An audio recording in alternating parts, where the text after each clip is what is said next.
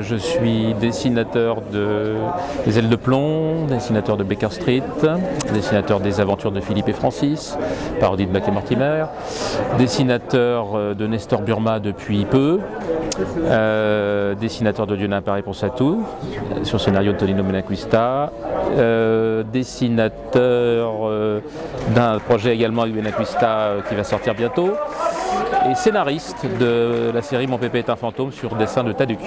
Ben en fait oui, c'est vrai que j'avais pas forcément prémédité ça. Moi j'ai été nourri effectivement au polar années 50. Je ne sais pas exactement où tout cela prend sa source, mais je pense que c'était dans les films qu'on voyait le dimanche après-midi, puis après au ciné-club. Et j'avais un copain aussi qui était bien branché polar, qui a orienté mes lectures du côté du polar noir américain, du roman noir américain, Chandler, Dashiell Hammett.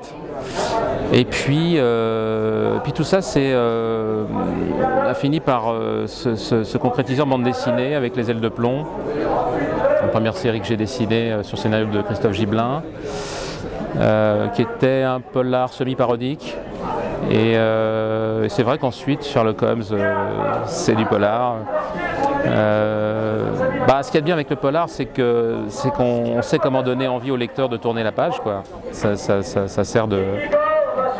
Il y a toujours comment dire, la nécessité de connaître l'assassin et ça happe.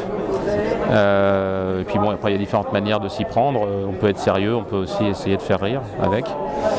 Et c'est ce que je m'efforce de faire. Pour ce qui est de Nestor Burma, là c'est un concours de circonstances. On me l'a proposé, sauf que moi j'étais un gros fan de Tardi. Et donc j'ai sauté sur l'occasion parce que je subodorais qu'on m'autoriserait à rencontrer le maître et que ça se refuse pas. Et d'ailleurs c'est Tardi qui m'a fait lire Léo Mallet. J'ai acheté Brouillard au pont de Tolbiac et ça m'a déclenché l'envie de m'intéresser au roman de Léo Mallet. Le catéchisme de Léo Mallet, c'est surtout que j'ai essayé dans la mesure où Tardi me prêtait ses jouets de les abîmer le moins possible. Pour ce qui est de Léo Mallet, la source n'est pas tout à fait inépuisable, mais il a écrit beaucoup de romans mettant en scène Nestor Burma, au travers des Nouveaux Mystères de Paris, dont chaque aventure se situe dans un arrondissement différent. Il n'en a pas fait 20, il n'a pas eu le temps, mais il existe 15 romans parisiens. Et avant, donc, ils ont commencé à être écrits au début des années 50. Et avant ça, il avait il avait inventé Burma pendant la guerre, je pense. J'ai l'impression que Sans la rue de la Garde date de 1942. Donc il y a aussi les romans qui précèdent les Nouveaux Mystères de Paris. Donc ça fait une réserve assez importante d'histoire. Je suis passé au tout numérique. J'ai subi un lobbying forcené de la part d'un collègue qui s'appelle Olivier Taduc et qui s'y était mis aussi et qui m'a présenté donc effectivement cette nouvelle manière de faire. Et en fait, j'ai résisté assez longtemps. D'abord parce que j'aime pas qu'on me dicte ma conduite. Et puis en fait, j'ai découvert plein d'avantages au numérique. Ça permet d'aller plus vite déjà, les hésitations, les repentirs sont à peu près, comment dire, enfin on peut tout se permettre, tout rater et recommencer autant qu'on veut. Retourner la page, c'est le fameux test du miroir que je faisais comme un peu tous mes collègues pour vérifier que le dessin est d'aplomb. Là on a une fonction dans Manga Studio qui permet de faire ça assez systématiquement, donc on finit par même se corriger son œil grâce à ça. Donc Enfin voilà, je ne vais pas épuiser et me mettre toutes les fonctions de Banga Studio et me mettre moi-même à faire du lobbying pour cet outil, mais effectivement ça m'a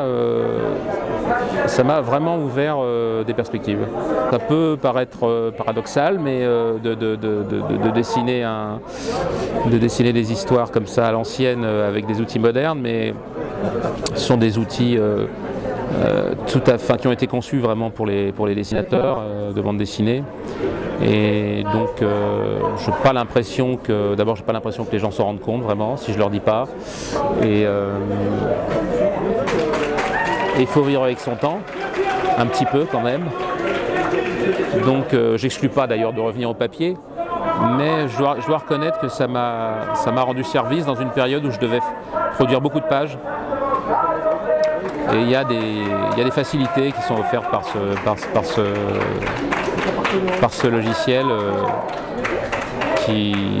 sur lesquels j'ai décidé de ne pas cracher.